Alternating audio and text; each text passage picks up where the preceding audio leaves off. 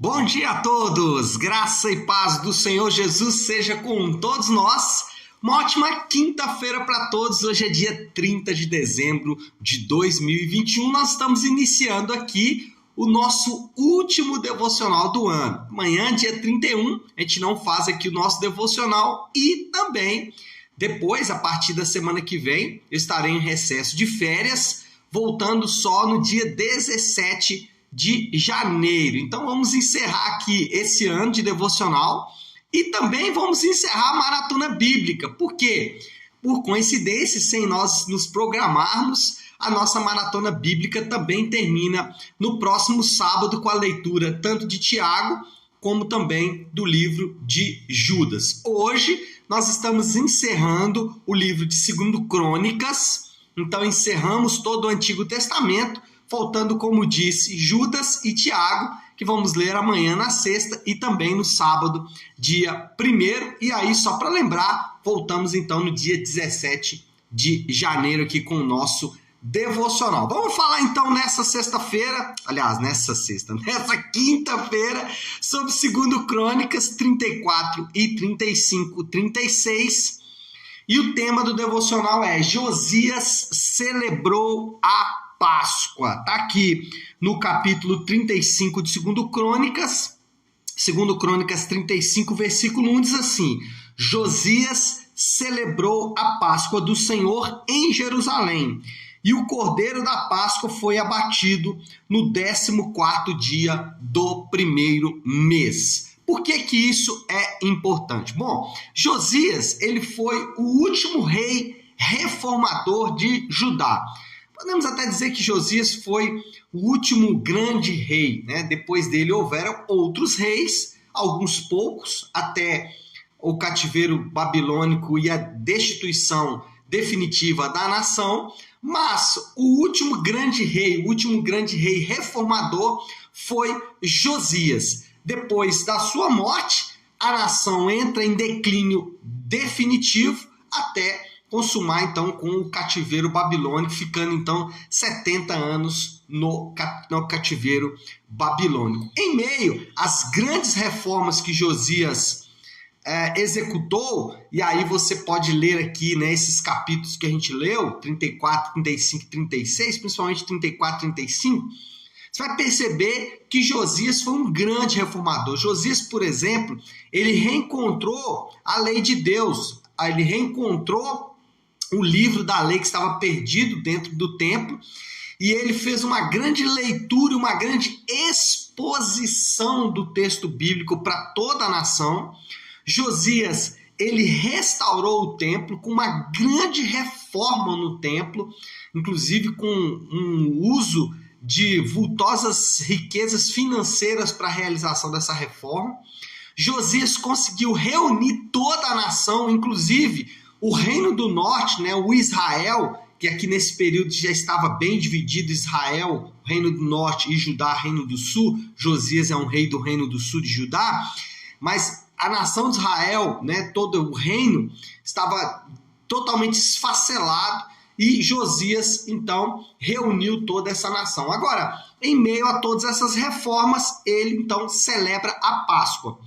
Os historiadores e os eruditos vão dizer que a Páscoa celebrada por Josias é a maior Páscoa desde o tempo dos juízes. Mesmo os reis tão importantes como Davi ou Salomão, nenhum deles celebrou uma Páscoa como essa Páscoa celebrada aqui pelo rei Josias. Você pode ler toda essa celebração aqui no capítulo 35 de 2 Crônicas, mas o ponto é esse, foi uma grande Páscoa celebrada por Josias. Agora, por que a celebração da Páscoa era tão importante? Porque essa celebração ela foi comemorada e até hoje é comemorada como um grande período aí na vida de Josias e da nação de Israel, do povo de Deus. Primeiro, a Páscoa era importante porque ela lembrava o povo das vitórias do Senhor.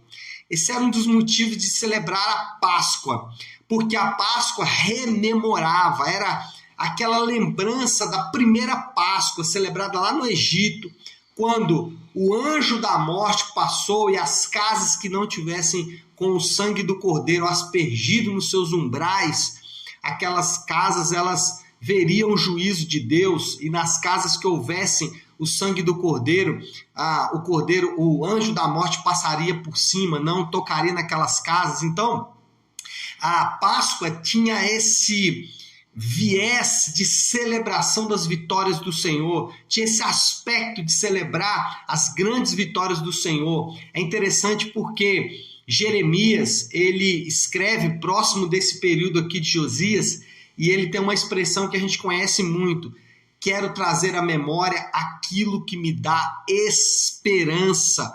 Então, lembre-se de tudo o que Deus fez por você. Isso deve produzir louvor. Nós devemos nos lembrar daquilo que Deus fez por nós. Aonde nós estaríamos não fosse a mão do Senhor?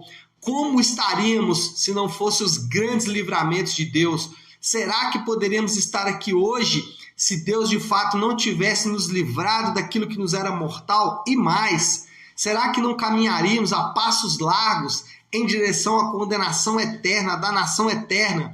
Não fora o livramento e a salvação, a tão grande salvação executada pelo Senhor por nós? Então, a Páscoa lembrava o povo das grandes vitórias do Senhor, e nós também devemos nos lembrar das grandes vitórias do Senhor em nossas próprias vidas, e isso deve produzir louvor. Devemos louvar a Deus por isso, devemos adorar ao Senhor por isso, devemos agradecê-lo por isso. E como disse o profeta Jeremias, quero trazer à memória o que me dá esperança.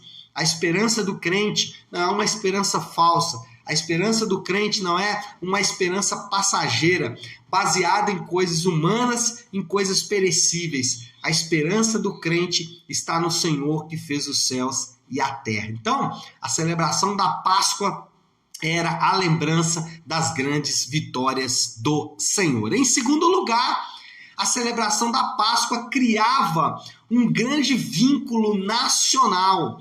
Por quê? A Páscoa ela devia ser celebrada por toda a nação. E mais, as famílias que fossem pequenas deveriam se unir, famílias e famílias, para fazer uma grande celebração juntos. E mais, as grandes famílias deviam se reunir e fazer uma grande celebração ao Senhor. Nos lembramos da celebração da Páscoa de Jesus com seus discípulos, reunindo ali pessoas de várias famílias, de várias tribos, pessoas das mais diferentes qualidades, uns inteligentes, ocupavam cargos importantes na nação, outros iletrados, pescadores, homens comuns, mas todos sentados à mesa com o Senhor Jesus. Então, a celebração da Páscoa criava esse grande vínculo nacional, essa grande comunhão nacional, essa grande comunhão entre as pessoas, e isso era de fato incrível, e por isso a celebração da Páscoa era tão importante. Agora preste atenção, o cristianismo não é para ser vivido de maneira individual. O cristianismo não é para ser vivido de maneira individual. Lamentavelmente, nos últimos anos, especialmente, talvez aí os últimos 2 séculos, deu-se uma ênfase muito grande à experiência individual, à experiência da oração em casa, a experiência dos devocionais. Os devocionais são abençoados, eu amo o meu período devocional com o Senhor, mas mais importante do que o meu período a sós com o Senhor é o meu período de comunhão, é o meu período junto com os irmãos da igreja, o culto ao Senhor com os irmãos da igreja. É muito mais importante estarmos reunidos em pequenos grupos, em grupos maiores, às vezes sem fazer muita coisa, bater um papo, tomar um café, conversar sobre as coisas de Deus. Isso é muito mais valioso, tem mais valor do que a devoção individual. E óbvio que a devoção individual ela é importante, mas perdeu-se o aspecto coletivo, perdeu-se o aspecto do povo de Deus, criou-se e valorizou-se muito o aspecto individual, o aspecto comum. As pessoas que dizem que estão bem com Deus fora da igreja, pessoas que afirmam que mesmo fora da igreja estão bem com Deus, eles não percebem a loucura dessa afirmação. Essa afirmação é uma afirmação completamente fora do contexto bíblico. Talvez você já ouviu isso. Eu não estou indo à igreja, mas eu estou bem com Deus, eu estou ótimo com Deus. Isso é uma loucura. Isso é uma afirmação completamente ilógica do ponto de vista bíblico. É tão ilógico que é como se um jacaré quisesse ser uma lagartixa. Imagina você chegar na sua casa à noite, né? E às vezes a gente se depara lá com aquelas lagartixas no teto. Imagina você chegar na sua casa à noite e encontrar um jacaré pendurado lá no teto. Você vai falar, meu Deus, que coisa estranha, né? Aliás, talvez você vai sair correndo, encontrar um jacaré pendurado na parede. Não é uma coisa muito boa, não. Mas imagine que você converse lá com o jacaré e ele fala, não, agora eu quero ser lagartixa, eu quero viver sozinho. Porque, de fato, dificilmente você vai encontrar duas lagartixas juntas, né? Normalmente a lagartixa está sozinha. Agora, jacaré já é o contrário. Dificilmente você vai encontrá-lo sozinho. Você sempre encontra um jacaré em bandos, e às vezes grandes bandos ali de jacarés estão juntos. Então, alguém que diz, eu estou bem com Deus e fora da igreja, é como um jacaré tentando ser uma lagartixa. Não vai funcionar. Por quê? Porque o cristianismo é feito para viver entre pessoas. É o povo de Deus, é o corpo de Cristo, é a nação santa. Então, a Páscoa era importante porque criava esse vínculo nacional. E, em terceiro lugar, a Páscoa, então, era o momento de celebrar as vitórias do Senhor. A Páscoa criava um grande cenário ou um grande vínculo nacional. E, por último, a Páscoa apontava para o futuro. Você percebe aqui no texto que o cordeiro foi abatido, e ali nos lembrando sempre daquele cordeiro, né? O cordeiro santo, o cordeiro de Deus que tira o pecado do mundo. Então, Josias estava celebrando aquela Páscoa ali, mas havia um apontamento futuro. Haverá um cordeiro definitivo, haverá um cordeiro perfeito, haverá um cordeiro que fará a Páscoa definitiva, haverá um cordeiro que vai cumprir todos os requisitos exigidos pela lei, e esse cordeiro era Jesus Cristo. Então, a Páscoa também aponta para o nosso futuro. Agora, anote o que eu vou dizer. O futuro do crente está garantido.